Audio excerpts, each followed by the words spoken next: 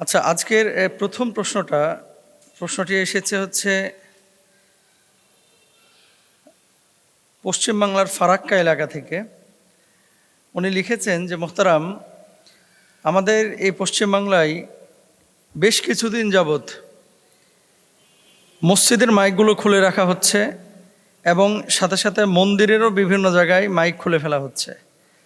তো আসলে এই ব্যাপারে আমরা মুসলিম হিসেবে কি করতে পারি? আজান যদি মাইকে না দিয়ে মুখে আজান দেওয়া হয় তাহলে কি নামাজ হবে? আসলে সাধারণ মানুষ যারা অনেকে অনেকভাবে কিন্তু আমরা চিন্তা করি। কিছু কিছু জিনিস দেখবেন যেটা নামাজের মুস্তাহাব পর্যায়ের আমল অথবা সুন্নাহ পর্যায়ের আমল, যেগুলোকে আমরা প্রাধান্য দিই আলহামদুলিল্লাহ, কিন্তু মনে করি যে এটা না হলে মনে হয় নামাজ হবে না। প্রথমত এই কনসেপ্টটা যে আমাদের শরিয়ার কোন বিধানটা কিভাবে আছে, এটা আমাদের ক্লিয়ার একটা কনসেপ্ট, একটা ধারণা রাখতে হবে। রাসূল সাল্লাল্লাহু আলাইহি ওয়াসাল্লামের জামানায় মাইক ছিল না, এখন মাইক আছে, মাইক আজান দিচ্ছে।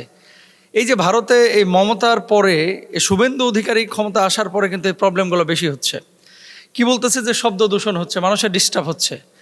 তো শব্দ দূষণ তোমরা যখন পলিটিক্যালি মাঠে ঘাটে ওই যে প্রতিবাদ সমাবেশ করো, নিজেদের সমস্ত কথাগুলো জাহের করো বিভিন্ন মাঠে, সেটা দলীয় প্রোগ্রাম হোক, রাজনৈতিক প্রোগ্রাম হোক, সেখানে কি আসলে পরিবেশ দূষিত হয় না? সেই জায়গাগুলোতে মাইক ব্যবহার করা হয় 250, 300, 500 পর্যন্ত। আর মসজিদের 1টা, 2টা, 3টা মাইকে নাকি পরিবেশ দূষণ হচ্ছে। তারপরেও যেহেতু এটা হিন্দু রাষ্ট্র, তারা ধর্মীয় সহানুভূতির কথা সবসময় বলে, কিন্তু নিজেরা আসলে ধর্মীয় ব্যাপারে উদার না। যে কয়টা মন্দিরের আপনার মাইক খোলা হয়েছে তার চাইতে অধিকাংশ মুসলমানদের মসজিদের মাইক বেশি খোলা হয়েছে। মুসলমানদের মসজিদের মাইক বেশি খোলা হয়েছে। আমি বাংলাদেশ সরকারকে বলবো যে এই সমস্ত ক্ষেত্রে আপনারা কিছু বার্তা দেন এবং প্রতিবাদ জানান, যে যাতে করে আমাদের এই যে ধর্মীয় সম্প্রীতি এটা নষ্ট না করে। কারণ মনে রাখবেন, বাংলাদেশে যদি হিন্দু খ্রিস্টান বৌদ্ধ আক্রান্ত হয়, অন্য অন্য দেশের হিন্দু খ্রিস্টানরা কি করে? প্রতিবাদ করে। কিন্তু পশ্চিমবাংলায় একটার পর একটা মুসলমানদের উপরে এরকম একটা দায় চাপিয়ে দেওয়া হচ্ছে, অথবা আইন করে মুসলমানদের আবেগ ইমোশনের উপর আঘাত করা হচ্ছে।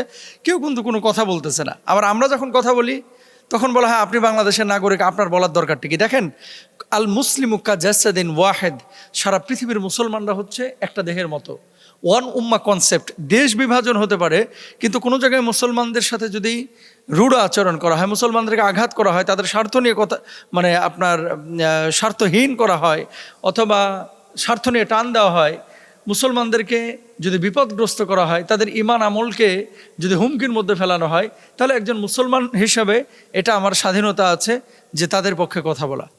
এটা হচ্ছে একটা বিষয়, যে ধর্মীয় সম্প্রীতির কথা তারা সবসময় বলে, কিন্তু নিজেরা মুসলমানদের সাথে সবসময়ই খারাপ আচরণ করে, রাব বিহেভ করে। মুসলমানদের ঘরবাড়ি আপনার কী বলে বুলডোজার দিয়ে গুড়িয়ে দিচ্ছে। মসজিদগুলো, পুরনো মসজিদগুলো আগে নাকি এখানে মন্দির ছিল, এভাবে ভেঙে ফেলছে। তো আসলেই ধর্মীয় সম্প্রীতি আমরা নষ্ট করি না, বরং বাংলাদেশের চাইতে মুসলমান, ওই দেশে মুসলমানরা বেশি আক্রান্ত হয় বাংলাদেশের হিন্দুদের চাইতে। আমরা হিন্দুদেরকে সম্মান করি, অন্য অন্য ধর্মের মানুষকে সম্মান করি, আমরা তাদেরকে ভালোবাসি। এবার আসেন দ্বিতীয় যে পয়েন্টটা, সেটা হচ্ছে শব্দ দূষণের কারণে শুধু ভারত না, যদি সৌদি আরবও কিন্তু আইন করেছে, আপনারা হয়তো বা জানেন। সৌদি আরব আইন করেছে যে এই আয়তনের ভেতরেই আওয়াজ থাকতে হবে, এর বাইরে যাইতে পারবে না।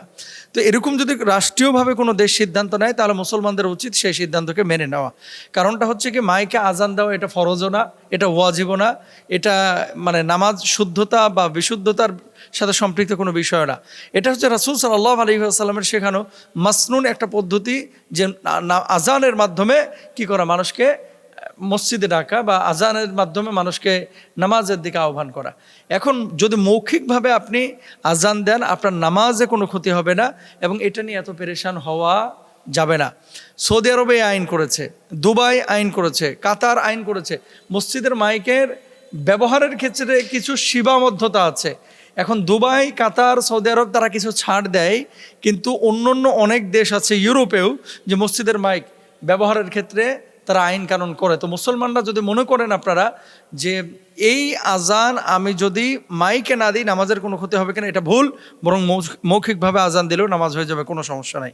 এরপরে প্রশ্ন এসেছে যে মোহতারাম, সম্প্রতি দেখা যাচ্ছে পত্রপত্রিকা এবং বিভিন্ন মাধ্যমে যে মাইক্রোপ্লাস্টিক, এটা মাছে পাওয়া যাচ্ছে, পেস্টে পাওয়া যাচ্ছে, বিভিন্ন বাচ্চাদের খাবারের মধ্যে পাওয়া যাচ্ছে।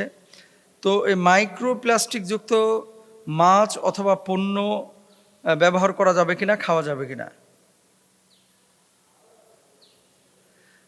ক্ষুদ্র প্লাস্টিক কণা এগুলো নাকি এখন পেস্টের মধ্যে পাওয়া যায়, এগুলো নাকি বিভিন্ন খাবারের মধ্যে পাওয়া যায়।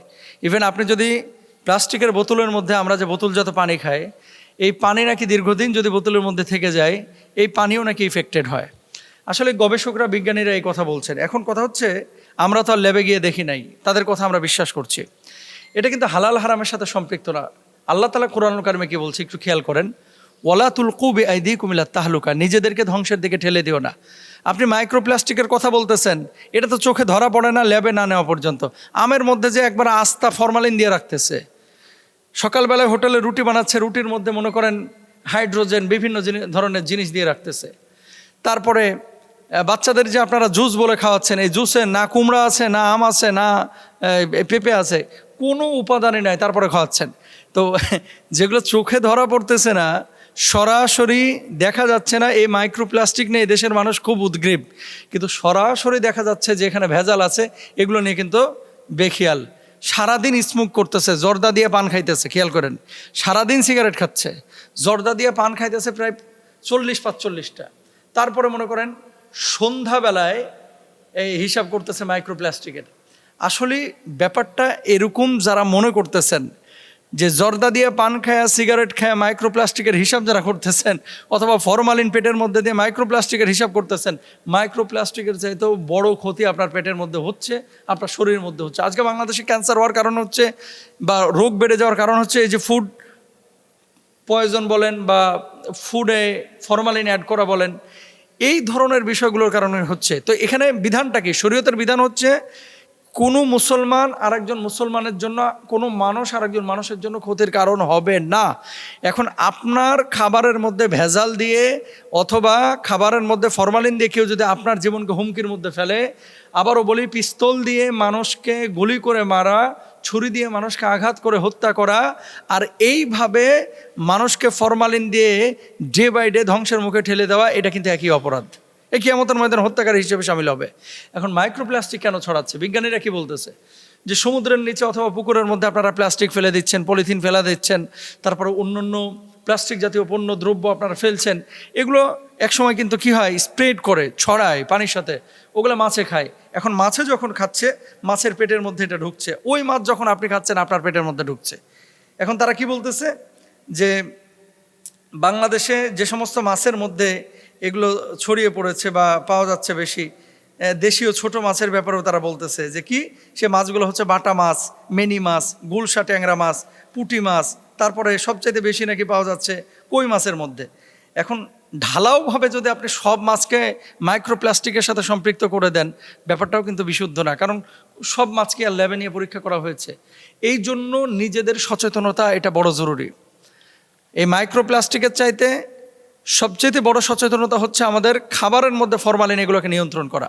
প্রত্যেকটা বাচ্চা এফেক্টেড হচ্ছে, দেখবেন কিছু বাচ্চা ব্রয়লার মুরগির মতো ফুলে যাচ্ছে, তারপরে ক্যান্সার এত পরিমাণ বাড়ছে। এগুলো কেন? এগুলো খাবারের কারণে। আল্লাহ তাআলা তো রোগ দেন, আল্লাহ শিফা দান করেন। এখন আল্লাহ তো বিষ খাইতে বলে না আপনারা, আপনি বিষ খাচ্ছেন কেন? ট্রেনের সামনে ঝাঁপ দিয়ে বলতেছে যা আছে কপালে, আল্লাহ রাখলে রাখলো, নাহলে মাইরে ফেলাইলো। এটা তো হয় না। আপনি জানেন যে এই খাবারটা ভেজাল, তারপর আপনি খাচ্ছেন, জানেন যে এই খাবারটা। আর এত আহাম্মুক আমাদের দেশের ব্যবসায়ীরা, ও যে ফরমালিনটা মিশায়া প্রোডাক্টটা বাজারে ছাড়লো, আরে বেটা তোর পোলাও তো এটা খাইবো, তোর মেয়েও তো স্কুলে গিয়ে এটা খাবে, এটা কেন বুঝি না আমরা? কেন বুঝি না? আল্লাহ তাআলা আমাদেরকে বোঝার তৌফিক দান করুন, এই ধরনের পাপ থেকে হেফাজত করুন।